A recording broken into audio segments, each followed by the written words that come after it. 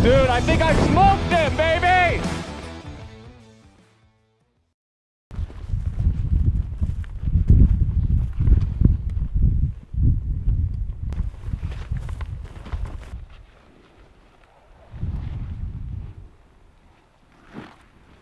Day 2 of the hunt here.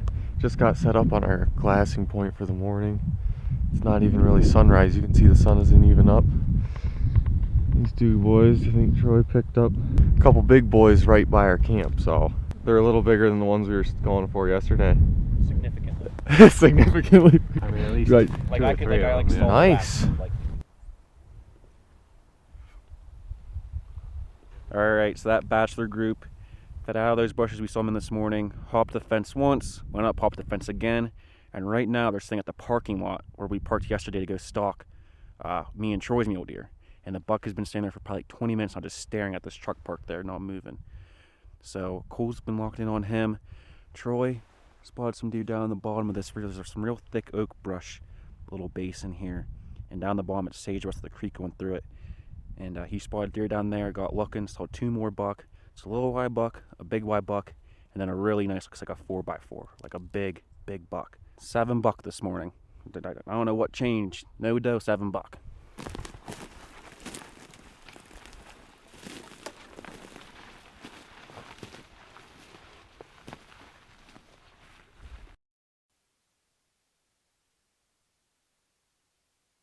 Sat around till about 11:30 waiting to see if that big buck and his buddies would come out, switch beds or something. Didn't have any luck, and I think we're gonna try to end up here for the evening.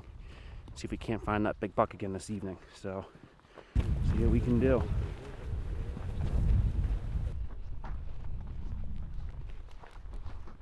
Well, we spent most of our afternoon driving around looking for some glassing spots to hunt later this week. Found a couple of good ones. Now we're back to where we spotted that nice buck this morning. Just kind of set up here, Cole and Troy eating dinner. I'm probably gonna get mine started here pretty soon. And hopefully the sun starts to go down, it cools off a little bit. That buck will come up from where he's bedding, and we'll be able to get eyes on him, get a good game plan for how we're gonna go after him. Maybe tonight if we have time, or more likely tomorrow. So, just hoping he comes out now. Just a waiting game. So see where that bank really starts to cut in on the left side? It's like real, like the erosion really starts. Right, go up it, and right before that kind of its peak, look up to the left. He's just laying up there. He's like, you can see like the backs of his white legs. He's all sprawled out. Down to the buck bedded. It's a hard horn buck. Looks like it's pretty decent size. Not as big as the one we saw earlier, I don't think. But he definitely has front forks and I think maybe back forks. So I don't know. He's all sprawled out down there. Probably not. I don't know if he's stalkable or not. Let these guys look at that and decide. We've still got a good bit of time before dark if you guys are feeling froggy. Me and Troy are flying to get over towards that buck. Ike stayed at the glassing point. We got like a 20-minute drive or so, and then we're gonna dive bomb off the hill, try to get below the buck, and then just creep around. And if he's up and feeding by the time we get there, hopefully we happen to cross paths. But we're flying down this dirt road. Hopefully we get there and get in range. Me and Troy are making tracks. We got over here. We're heading down this hill pretty quick. We're just about at the buck's level. We're gonna drop even farther and then skirt back to him. So thermals feel like they're starting to suck down. Ike's over there. Hopefully this works out.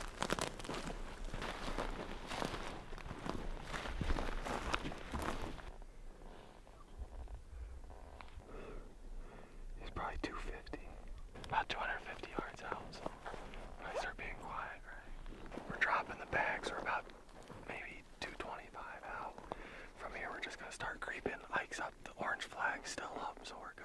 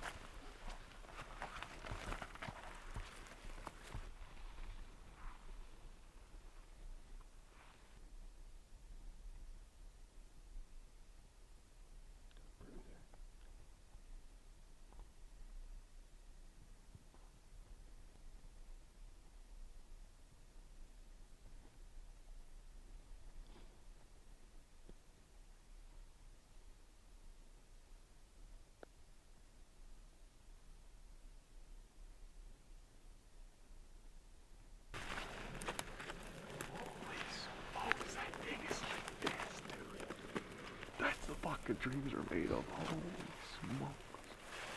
It was a Hail Mary stalk at that point, but I saw the big buck stop. I looked, I saw the little guy's antlers. I was like, crap. They didn't smell us.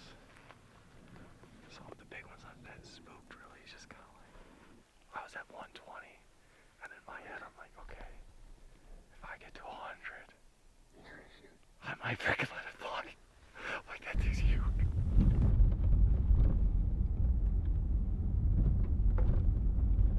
Well, as you guys saw, me and Troy never got within range of that big slammer. We saw 3 bucks over there.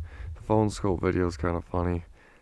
He ended up getting up a little bit earlier than when we got over there, but I was pretty excited just to see a buck like that have a chance at it. So we're gonna make a game plan for the next glassing session and see if we can't relocate that thing or maybe find some new deer. He was shed out, and so we're thinking that the buck should be kind of breaking up and moving around a little bit.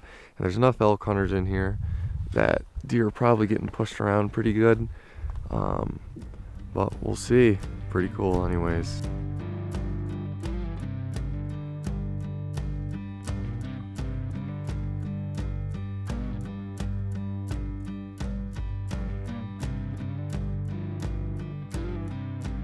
It is the morning after me and Troy went after the 2x3, what we're calling wide load. I forgot to turn my mic on this morning, so I'm going to give you guys a quick update. We came back to the same glassing point that we saw him from and figured maybe there'd be a good chance he came back or that other deer moved in.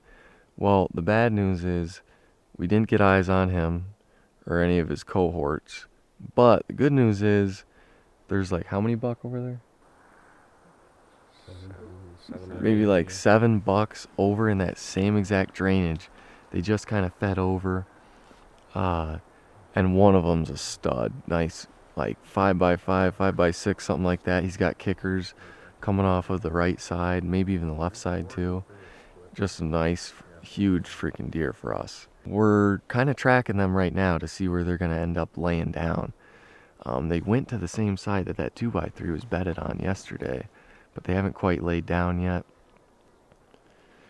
We watched one, it was freaking awesome, shed its velvet. He went in the bush and was just thrashing, and in 2 minutes his velvet was gone. So they're definitely starting to feel a little bit, you know, things are changing, things are moving. I'm not sure if these were here yesterday or if they moved in or what, but see if we can't bed them down and make a game plan.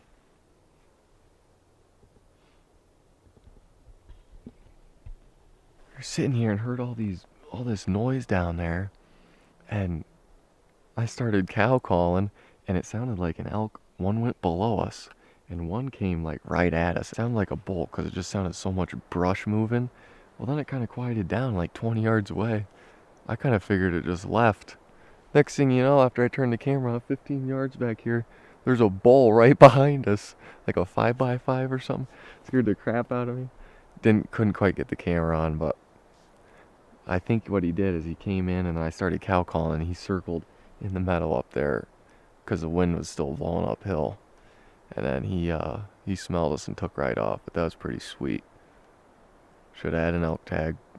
You imagine if we shot that thing? That would have been sick. Should have bought a freaking elk tag.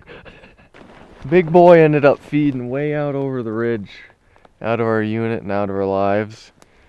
At the same time, we saw another big 4x4 that we never really saw. Probably like a 160 4x4. Huge, tall, nice buck.